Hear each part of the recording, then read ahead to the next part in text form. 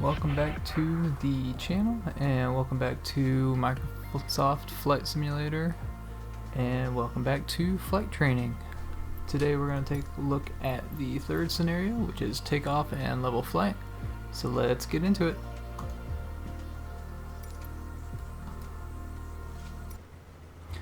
Alright, here we are. We are on the ground at the Sedona Airport, and we are in the Cessna 152. Let's get started here. There's an old saying I like. A mile of road will take you a mile. A mile of runway will take you anywhere. Taking off isn't hard, but there are a few key points to remember. First, we always take off into the wind, which won't be an issue on a calm day like today. Second, before we enter a runway, we always make sure it's clear. Okay. The runway seems clear. Let's take off the parking brake.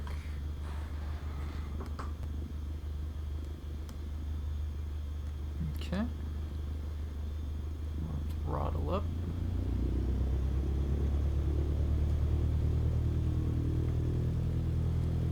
Steer with the rudder pedals.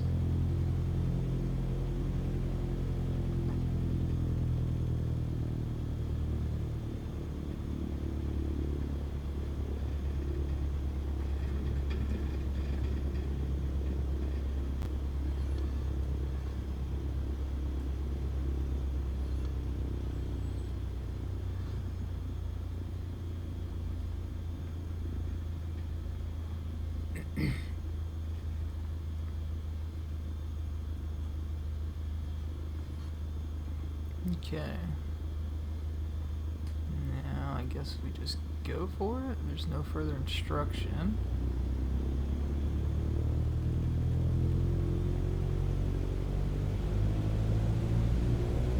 Full throttle.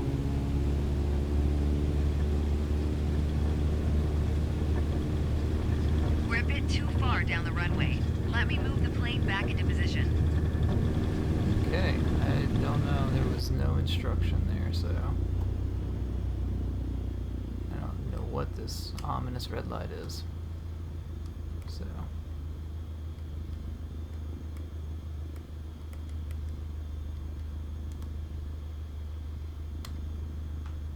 Everything looks good, no okay. cross traffic. Apparently I had to look Go ahead and backwards. taxi into position. So The rudder pedals should make steering the plane pretty easy. Alright, let's do this. Apply full power and I'll walk you through the takeoff as we go. powering up.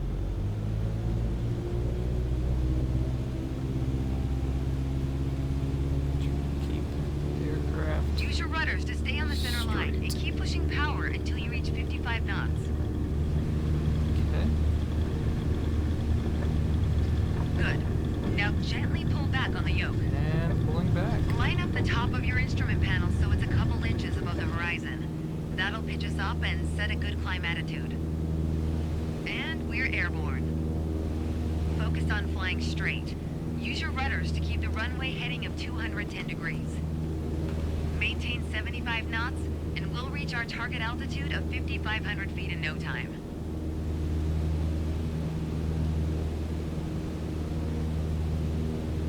Okay. Just climbing up.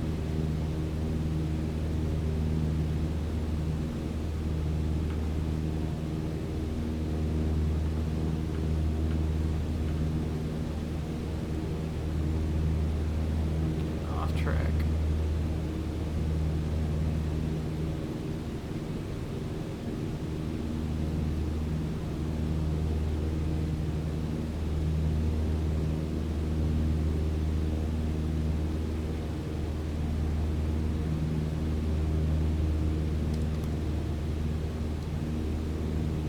And getting sideways. Okay.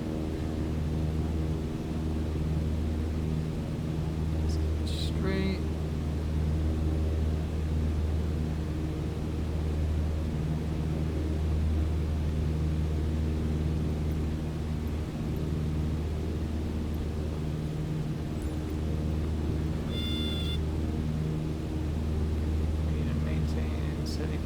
distance. Okay.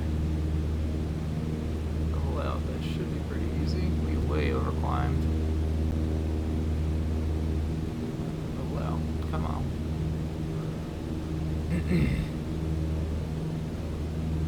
5,500 feet. A nice, safe altitude for part 2 of our lesson. Yeah. Straight and level flight. First step here is adjusting our attitude.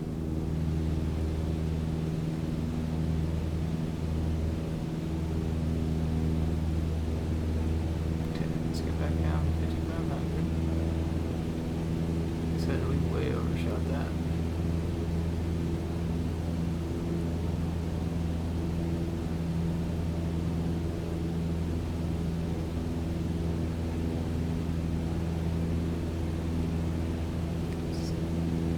We're in a cruise attitude, pushing max power.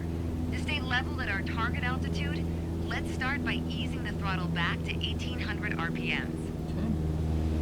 As I said in my earlier videos, I'm using the Logitech flight yoke system.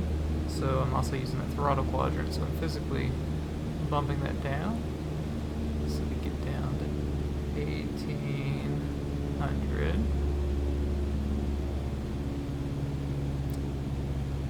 It's pretty far down on the throttle You've quadrant. probably noticed, to maintain altitude, you need to pitch the nose up.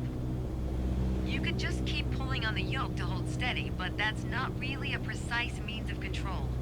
Probably better A little to bit over adjust your trim 25% wheel on the throttle until you quadrant. don't need to push or pull on the yoke. Drag the trim down when you need to set the nose up. Drag it up to set the nose down. Try adding trim to keep us at 5,500 feet without increasing throttle. If you feel our pitch slipping and need to get back to the proper attitude, don't worry. Just pull on the yoke, then dial in the right trim. Okay, so I'm using the B2. Ooh, that's way too much. The way I was taught, when you adjust the trim, you make rough changes at first to remove pressure on the yoke, then small adjustments to find the perfect setting to keep your desired attitude. That's the key to straight The and level yoke, flight. It saves you from switcher panel. constantly So pushing or pulling on the B1 yoke. and B2 are currently assigned to And that the gives you time to enjoy the ride. trim. If you want more practice using the trim, go for it. If you're ready to pass the controls, I'll be here.